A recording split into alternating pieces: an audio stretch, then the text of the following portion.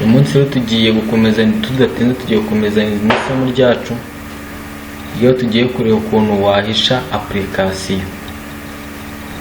Hari ukuntu wenda uba ufite nka mashini mu rugo iwawe ariko wagiye isiga bitewe na application zirimo, harimo nka application z'imikino, ama application nyine asetsa, ukabona nk'abana nyine bari kukuvogerera imashini, wagize nyine ugasanga hari ibyangiritse muri mashini yawe kubera izo application.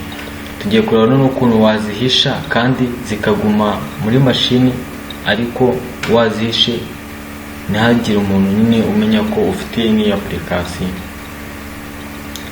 Ikintu cya mbere ugomba gukora ni subscribe kugira ngo ujye ubona amavideo yacu kandi uyabonere ku gihe. Tugiye kureba ukuntu wahisha application kandi muri mashini yawe irimo, ukirinda n'abahakazi baza kuvogerera imashini ere. Ko hari umuntu uze nyine ukabona arimo arajagajaga mu application yawe, ugasanga hari n'ibyo yishe, ugasanga hari ibyo yemejemo utagombye.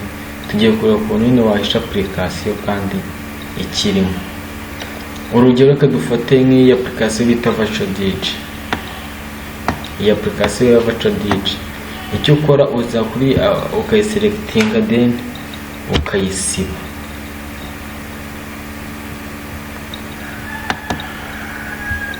Ukayisiba ukajya no muri recycle bin yewe naho ukayisiba. Iyo yisibye gutya ntabwo uba uyikuyemo, ubu yisibye ariko nyine iyo ibikirimo y'ubwayo. Nzabereka ukuntu nyine uyisiba noneho bya nyabyo ukayikuramo noneho burundu ku buryo nawe ubwawe utayibona. Kuko iyo yisibye ntabwo uyisibye ariko nyine ibikirimo.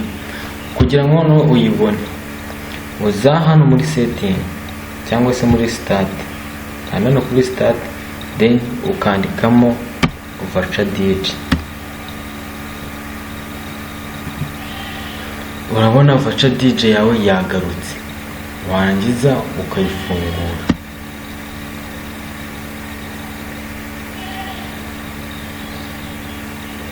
Urabona Virtual DJ yaje, wowe urayifungura ugakora ibyo wakoraga n'ubundi bisanzwe. Urabona Virtual DJ yafungutse, urabumye ukora ibisanzwe ariko wakorozinga nyine nawe uhita uyibura nyine ku buryo ntawashona kiri muto. Murakoze rero nabo kano kubwenge nashaka kubaha, utundi tuzagenda tutureba gake gake.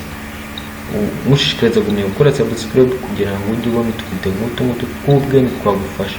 Ubutaha tuzabona n'ukuntu wayikora muri screen hose ukayibura mbega nyine ukayikuramo. Ubu nkanga iyo wayisibye gutya ibikiri mu kazi. Sawa.